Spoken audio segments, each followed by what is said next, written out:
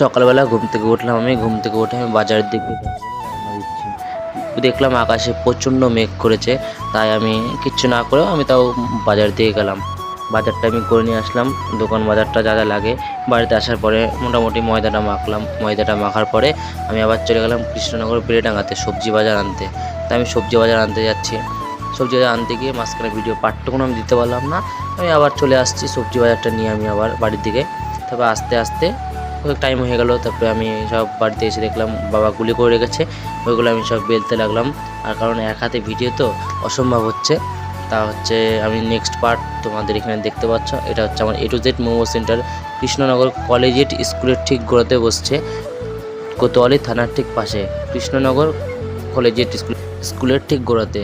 দোকানের নাম A to Z momo centre. মোটামুটি আমাদের দোকানে ভালোই ভিড় হচ্ছিল, সেই কারণে আমি ভিডিও করতে পারিনি। এই কাকুটা হচ্ছে এক প্লেট কুরকুরে মোমো আর হচ্ছে এক প্লেট চিকেন স্টিম মোমো নেবে বলে আমি পার্সেল করছিলাম। এবং এখানে স্যুপ দিচ্ছে, আমি টোটাল যা যা হয়, মটন স্যুপ হয় আমার দোকানে, সেই স্যুপটা পার্সেল করছি এই কাকুটার।